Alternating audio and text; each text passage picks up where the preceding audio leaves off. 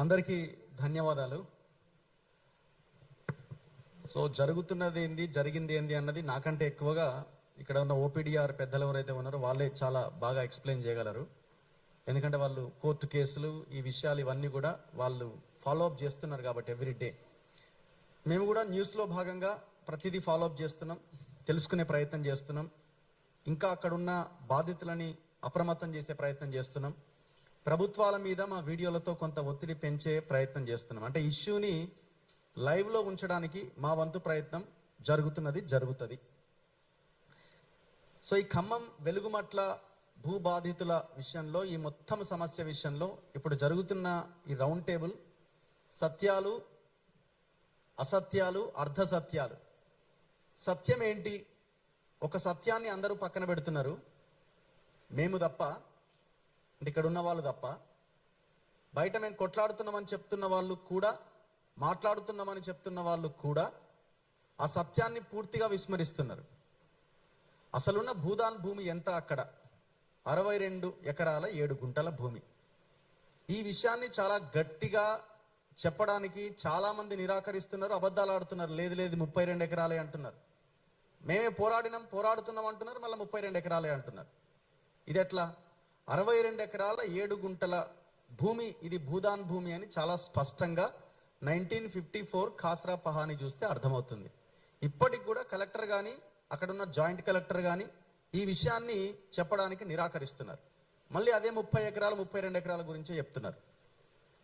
So 62 ఎకరాల 7 గుంటల భూమి అన్నది సత్యం, వాళ్ళు అంటున్న 32 ఎకరాలు అన్నది అసత్యం.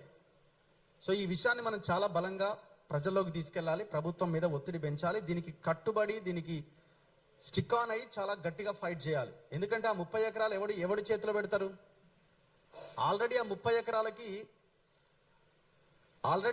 ఎకరాలకి పట్టాలు అయిపోయినాయి, పాస్బుక్లు వచ్చేసినాయి. చాలా క్లియర్గా భూభారతిలో ఒకవైపున రేవంత్ రెడ్డి ఫోటో, ఇంకో వైపున పొంగులేటి శ్రీనివాసరెడ్డి ఫోటో ఉన్న భూభారతిలో ల్యాండ్ స్టేటస్ చూస్తే భూదాన్ ల్యాండ్ అని చాలా క్లియర్గా కనబడుతున్నది. మరి అట్లాంటి భూమిని పట్టాలు చేసినారు, పాస్బుక్లు వచ్చినాయి, కొన్ని ఎకరాలకైతే నాలా కన్వర్షన్ కూడా అయిపోయింది. మరి ఇంత భయంకరమైన సత్యాన్ని ఎందుకు మీడియా అండ్ ఈ మధ్య కాలంలో పోరాడుతున్న, మేమే ఫైట్ చేస్తున్నామని చెప్తున్న వాళ్ళు ఈ అంశాన్ని ఎందుకు పట్టుకొని మీరు ముందుకెళ్ళట్లే? 30 ఎకరాలు వదిలేద్దామా? 32 ఎకరాల్లో ఆ ఇండ్లు కట్టాలి, మిగతా 30 ఎకరాలు కూడా అదే భూదాన్ బోర్డు ఇచ్చిన ప్రొసీడింగే. ఆ 100 గజాల చొప్పున 1895 మంచికి ఇందుకు ఇచ్చిన ప్రొసీడింగ్సే. అండ్ నేను ఇంకొకటి రిక్వెస్ట్ అనుకోండి, డిమాండ్ అనుకోండి, భూదాన్ యజ్ఞ బోర్డు చైర్మన్ గారు, మీ దగ్గర ఉన్న ఎవిడెన్స్ ని కూడా ఖచ్చితంగా మాలాంటి వాళ్ళకి ప్రొడ్యూస్ చేయాలి. మేము ఇది రిక్వెస్ట్ గా దయచేసి అడుగుతున్నాం. ఎందుకంటే మీరు కూడా ఈ బాధితుల పక్షాన పోరాటం చేస్తామని చెప్తున్నారు కాబట్టి. మీరు మా ఇంటర్వ్యూలో చెప్పారు, ఇది డిజిటలైజ్ చేసి మేము సమాచారం అంతా పక్కన పెట్టినామని. మీ దగ్గర ఈ 62 ఎకరాల 7 గుంటలకు సంబంధించిన ఏ ఎవిడెన్స్ ఉన్నా దయచేసి మా ముందు పెట్టాల్సిన అవసరం ఉంది. మీరు కూడా అడగాల్సిన అవసరం ఉన్నది ఖచ్చితంగా. మేము ఆల్రెడీ ఫోన్ చేసినాం, నేను పాషం సార్ కలిసి ఫోన్ చేసి అడిగినప్పుడు ఖచ్చితంగా నేను ఇస్తా అన్నారు ఆయన. సో ఇవ్వాల్సిన అవసరం ఉందని మేము రిక్వెస్ట్ చేస్తున్నాం, ఎందుకంటే అది చాలా పెద్ద ఎవిడెన్స్ అవుతుంది. 1954 ఖాస్రా పహాని చాలా క్లియర్గా ఉన్నది, అది చాలా పెద్ద ఎవిడెన్స్. ఆల్రెడీ ఏ ఛానల్లో ఎక్కడ ఎవరు దాన్ని ప్రజెంట్ చేస్తలేరు. ఇప్పుడు నిన్న మొన్న నిజ నిర్ధారణ కమిటీ పోయారు, మరి ఆ నిజ నిర్ధారణ కమిటీ వాళ్ళకు కూడా మేము అడుగుతున్నాము, ఈ 62 ఎకరాల లెక్క తేలుస్తున్నారా లేదా? మీరు కేవలం ఆ 32 ఎకరాల్లో ఉన్న గుడిసెల గురించే, ఇండ్ల గురించే మాట్లాడుతున్నారా? చాలా విలువైన ప్రాపర్టీ అది. ఎంత విలువైన ప్రాపర్టీ అంటే మార్కెట్ వాల్యూనే, మనం అక్కడ కొనాలి అన్న మార్కెట్ వాల్యూనే 1,18,50,000 రూపాయలు ఉంది. అంటే దాని మీద 7% మనం ట్యాక్స్ కట్టి మనం రిజిస్ట్రేషన్ చేసుకోవాలి. మార్కెట్ వాల్యూనే 1,20,00,000 ఉన్నదంటే దానికి 10 times ఎక్కువ ఉంటుంది మనం బయట కొనుక్కునే రేటు. అంటే దాదాపు ఒక 7 నుంచి 10 కోట్ల రూపాయల విలువ చేసే భూమి అది. ఇంకా అంతకంటే ఎక్కువ ఎక్కడ, ఇంకొక 2 హైవేలు వస్తున్నాయి మధ్యలో ఉన్న బిట్ కాబట్టి ఇంకా పెరుగుతుంది రేట్ అది. సో మనం ఆ 62 ఎకరాల 7 గుంటల మీద పోరాటం చేయాలి. 30 ఎకరాలు అనేది పక్కన పెట్టాలి. అసలు ఆ 30 ఎకరాలన్న పదమే తీసుకురావద్దు. 62 ఎకరాలు మనదే భూదాన్ భూమే, అది ఆ పేద ప్రజలకి, ఆ 1895 మందికి చెందాల్సిన భూమి. ఇది సత్యం. వాళ్ళు అంటున్న 30 ఎకరాలు అసత్యం. అండ్ ఇంకొకటి ఇందులో ప్రధానంగా కనబడుతున్నది, వసూలు చేశారు అన్నది ఒక పెద్ద చర్చ తీసుకొచ్చారు. వాళ్ళే చెప్తున్నారు, ఎస్ మేము వసూలు చేశాము. ఎవరి కోసం వసూలు చేశాం? కరెంటు పోల్ వేయడానికి, ట్రాన్స్ఫార్మర్ వేయడానికో, లేకపోతే సోలార్ పెట్టడానికో, నీళ్ళు ఇవ్వడానికో, ట్యాంకర్లకో, దానికో దీనికో మేము ఖర్చు పెట్టినామని కమిషనర్ ముందే ఒక పెద్ద రిపోర్ట్ తయారు చేసి వాళ్ళ ముందు పెట్టారు. ఇంకేం కావాలా? గవర్నమెంట్ ఇక్కడ అర్ధ సత్యాలని ప్రచారంలోకి తీసుకొస్తున్నది. వాళ్ళు వసూలు చేశారు, వాళ్ళు వసూలు చేశారు. వసూలు చేసింది వాస్తవమే. ఆ వసూలు చేసిన సొమ్ము అదే కాలనీలో ఉన్న ప్రజల కోసం ఖర్చు పెట్టింది, అంతే వాస్తవం. సో ఇది అర్ధ సత్యం ఇది. అండ్ ఇంకొకటి, ఇందులో ఇప్పుడు నిజ నిర్ధారణ కమిటీలు అంటున్నారు, అవి అంటున్నారు, ఇవి అంటున్నారు. ఆల్రెడీ వీళ్ళు ఓపీడీఆర్ వాళ్ళ దగ్గర పేర్లతో సహా, వాళ్ళ ఆధార్ నెంబర్లతో సహా, వాళ్ళకి జరిగిన నష్టం ఎంతనో 800 మంది పేర్ల లిస్టుతోని వాళ్ళు ఆల్రెడీ లిస్టే బయట పెట్టింది కదా. ఇంకా అంతకంటే భయంకరమైన నిజ నిర్ధారణ ఏం అక్కర్లేదు. అంత క్లారిటీగా ఉన్నది. నిర్ణయం తీసుకోవడమే మిగిలి ఉన్నది కాబట్టి మనం ఈ కమిటీలు, ఈ కాలయాపనలు కాదు, ప్రభుత్వాల మీద డైరెక్ట్ గా పోరాటం చేయడమే మిగిలి ఉన్నది. అంతకుమించి ఏం లేదు ఇక్కడ. సో ఈ వసూళ్లు అన్న ఈ అర్ధ సత్యాన్ని ప్రభుత్వం, ఈ ముగ్గురు మంత్రులు, ముఖ్యమంత్రి కలిసి దాన్ని ప్రజల్లోకి తీసుకొని వెళ్ళి ఇక్కడంతా ఏదో జరిగిందట, ఇక్కడంతా ఏదో క్రైమ్ జరిగిందట, ఆర్థిక విధ్వంసం జరిగిందట అని ప్రచారంలోకి తీసుకొస్తున్నాయి. ఇందులో వసూలు చేసింది వాస్తవమే, కానీ అది ప్రజల కోసమే. ఇది పూర్తిగా అర్ధ సత్యం కింద మనం భావించాలి. ఇంకా ఇందులో చాలా సత్యాలు ఉన్నాయి.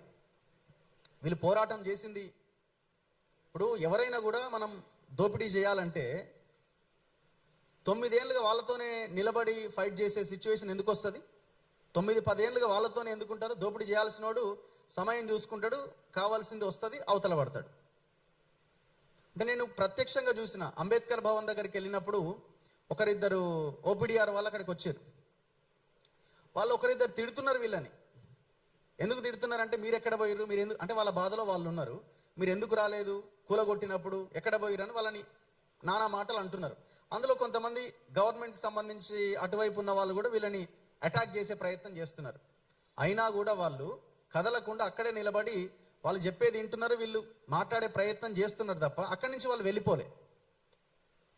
వాళ్ళు వెళ్ళిపోవచ్చు కదా, దోపిడీ చేసిన వాళ్ళు అయితే అక్కడి నుంచి వెళ్ళిపోయి కనబడకుండా వెళ్ళిపోవచ్చు కదా. ఇంత జరిగిన తర్వాత కూడా, వాళ్ళ మీద ఇంత బురద జల్లే ప్రయత్నం జరిగిన తర్వాత కూడా మళ్ళీ వాళ్ళు కోర్టుకు వెళ్ళి నిన్న మొన్న ఒక 2 ఆర్డర్స్ తీసుకొచ్చినారు. ఒక ఆర్డర్ వచ్చింది స్టేటస్ కో ఆర్డర్, ఇంకో ఆర్డర్ రావడానికి రెడీగా ఉన్నది. ఎవరు చేస్తారు ఈ పని? సో ఈ సత్యాన్ని ప్రజలు కూడా గమనించాల్సిన అవసరం ఉన్నది, వాస్తవాలను తెలుసుకోవాల్సిన అవసరం ఉన్నది. సో ఇట్లా చాలా ఉన్నాయి దీని వెనకాల. ఒక్కొక్కటిగా మనం బయటికి తీస్తా ఉంటే చాలా కనిపిస్తున్నాయి.